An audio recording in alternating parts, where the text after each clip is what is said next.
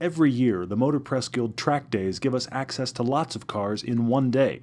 There are lines for every car and a limit of 3 laps each. It's just enough for first impressions. We made the trip to Willow Springs to bring you a few track-based Fast Blasts. The whole thing about Motor Press Guild track days is it's 3 laps. I mean, this goes by in a blink. You've got to do a ton of stuff in a tiny amount of time and hopefully come away with something somewhat worthwhile for discussion. We are in the Lexus RCF. This thing is ready to go. It's the same interior that Lexus is putting into all their cars right now. I mean, you can find it in the IS, you can find it in the GS. It's a carryover actually from the styling inspired originally by the LFA. Lots of track settings, lots of diff settings. Here's the deal. I've thought this RCF for a long time was sort of an outlier. This car is turning out to be about as sharp as I was hoping it would be. I mean, you've got some expectations coming into this thing, and of course they've coned off turn 9. Of course, in these Motor Press Guild events, they cone up the track quite a bit to help you with your line, to keep you from doing something astoundingly stupid. Whoa, hello. Hey, Cone, good to see you. And now we're putting it down, see what this puppy can do. It's a load of fun being back in a fast car. I mean, this thing is quoted as 467, somewhere in that neighborhood, and it's nice to just have that instantaneous shove of the naturally aspirated V8. Got it in manual. I've also got the TVD turned on to track mode. Now that is a torque vectoring diff. It is trying to do to the rear wheels what an Evo does to all 4 wheels. It is actually an electronic diff moving power around. No question there's a great amount of power. Transmission's responsive, engine's actually great. Fully on the power. I know this car can do more. I want to get more out of it. I really do.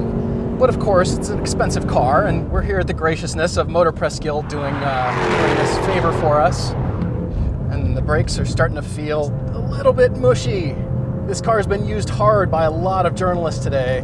It's impressive, but the diff itself, it's not organic. It is actually sorting things out for you, and so it's a little bit difficult to guess what's the diff going to do, how's it going to respond to this corner. That's taking a little bit of getting used to, especially considering we're talking about torque movement. We're moving the torque around, but we're moving it around only in the back half of the car, which unlike a traditional mechanical limited slip diff, which you can kind of anticipate, this is difficult to anticipate because it's algorithms and computers trying to help you out.